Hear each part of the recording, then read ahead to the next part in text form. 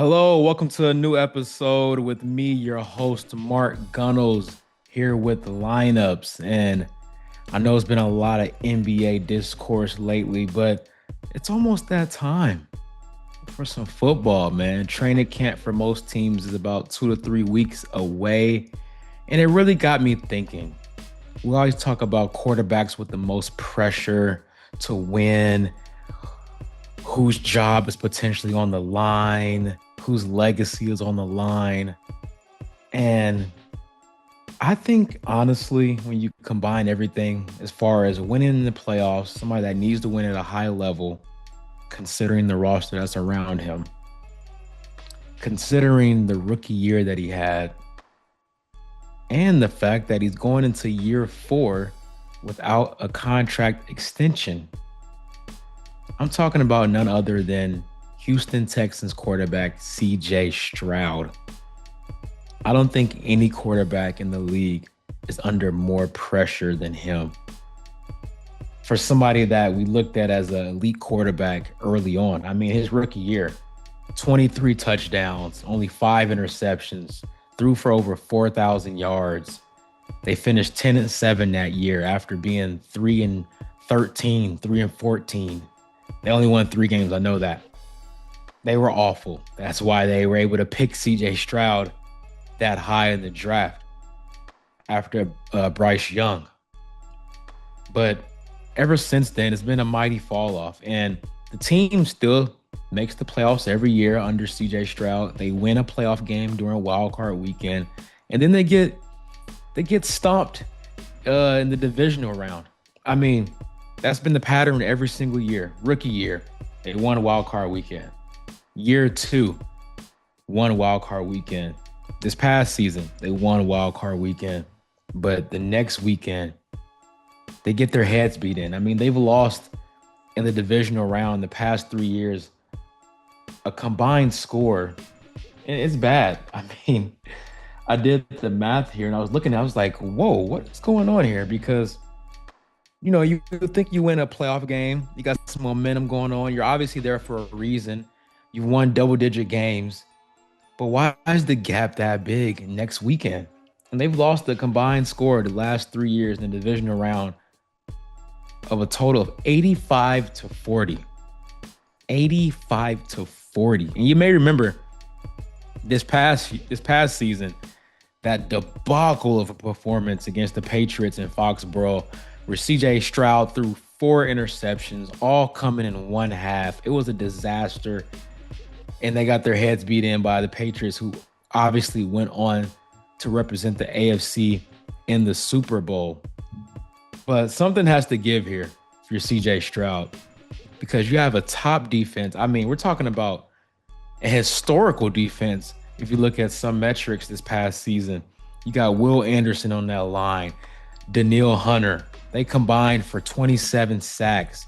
You got Derek Stingley Jr. on the back end, locking up one side of the field. So you have an elite top defense, and it's on you. Now, granted, the run game hasn't been the best. That's why they went out and invested and got David Montgomery from the Detroit Lions, who was sharing the duties with Jahmyr Gibbs there for the Detroit. So you got him now as your lead back, which I think will improve that room and should make life easier for CJ Stroud. So there's no excuses now. But even then, you've had a Nico Collins, who's a top receiver in the league, one of the best.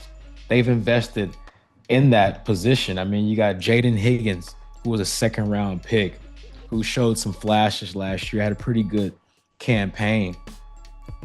But if you're looking at around the league, after his rookie season, he was on pace to be getting paid to be the top quarterback. The market always resets itself. The next guy in line is always the new highest paid. They're always breaking records for the highest paid quarterback of all time. That's just the market, the way we're in right now. And I mean, the way he was talking, let's not forget, after that rookie season, he was on a podcast. He ranked himself as the 3rd best quarterback in the league, only behind Patrick Mahomes and Lamar Jackson.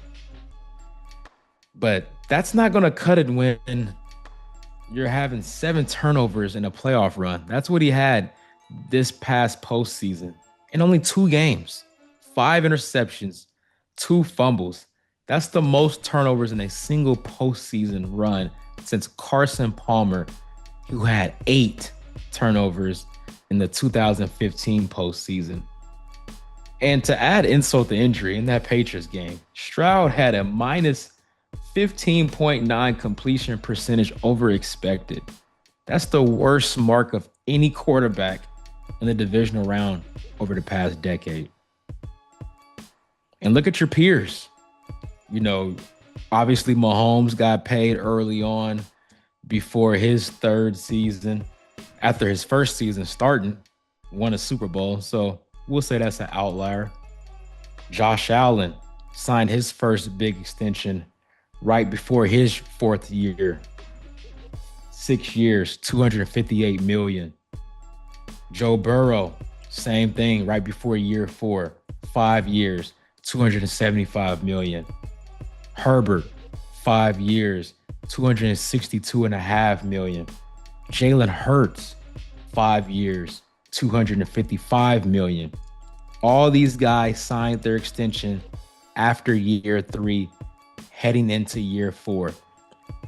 CJ Stroud is heading into year 4 right now without a contract extension. Now, he talked to the media back in May, and he said, quote, "I think I've held my bargain up. Whatever happens, happens." Talking about the pending extension that hasn't surfaced yet. That's obviously the biggest talking point around the Houston Texans right now.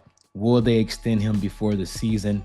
It doesn't seem likely, especially after that disastrous postseason run. I think they're going to wait it out, see how he does this year, and see how they want to move forward, because teams aren't afraid to move on these days. I mean, it's a short leash. It's a tough league.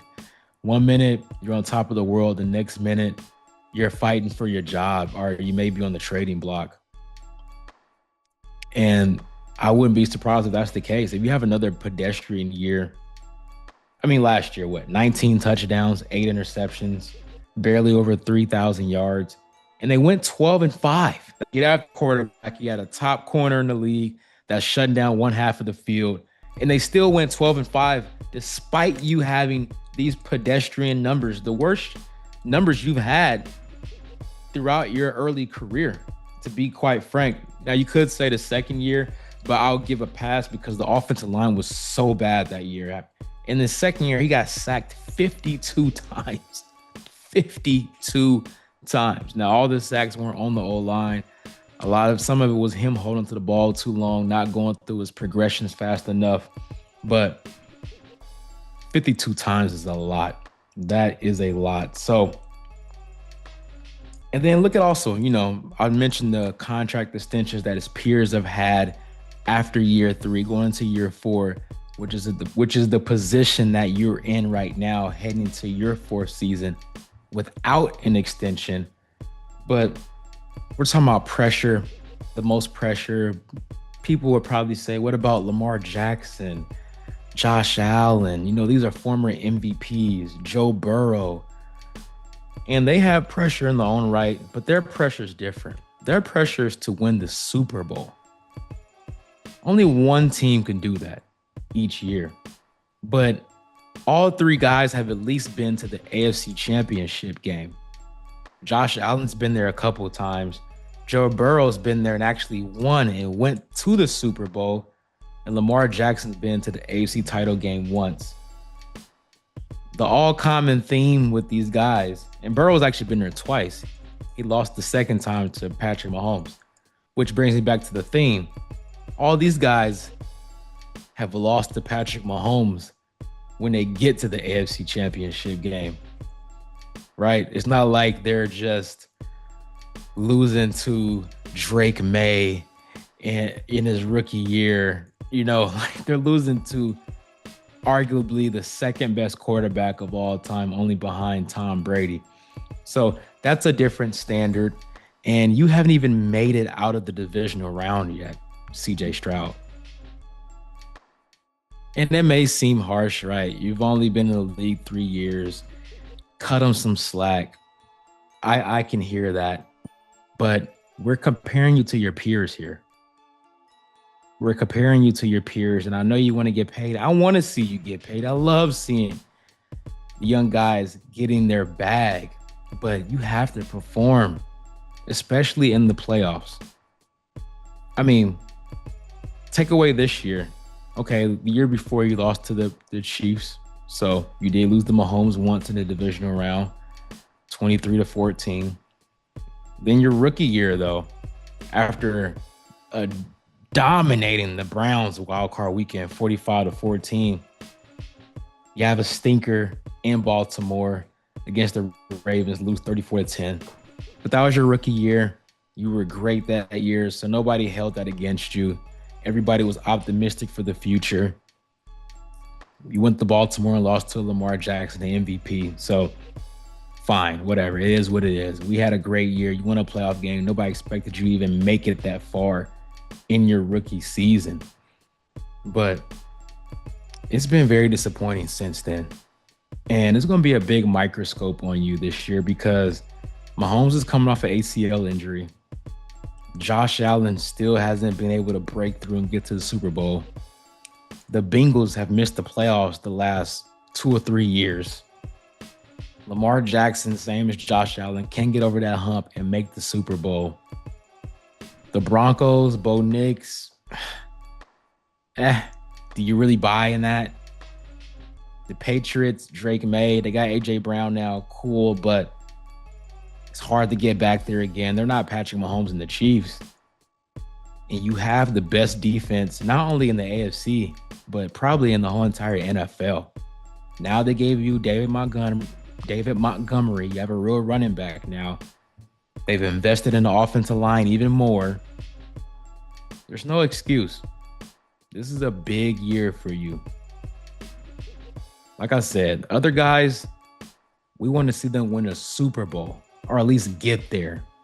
You know, Lamar, Josh, Justin Herbert, another one of your peers who I mentioned has gotten paid before his 4th year while you're still looking to get that big extension. This is it, man. If you have another stinker this year, you guys make the playoffs because of your defense carrying in. Let's say you win a wild card game and lose in the divisional round again, get blown out. I'm not sure what Houston does. Franchise tag, I'm not paying you that big deal. Need to see more production, need to see it in the playoffs, need to see it throughout the entire season. Better decision making, taking care of the ball better. Because you have the talent. You have arm talent. You can move around a little bit as well. You're not stiff back there. So, really big year. You're in a very winnable division again. The Jags are a good team, but they're definitely beatable. The Colts, I'm not sure what they're going to be this year. The Titans are still rebuilding. So, the expectation should be to first win your division, win a playoff game like you've been doing, and actually maybe get to the AFC Championship game. I think that's on the table. If you're Houston, why not? You have the best defense. You think your quarterback should be a top 10 quarterback if he performs to that potential. We've seen it a couple of years ago, his rookie year. Why can't he get back to that? You have a running game now, so life should be easier. Big year for you, CJ Stroud. Thank you guys for tuning in for another episode with me, your host, MarkAGunnels, here on Lineups. Talk to you guys next time.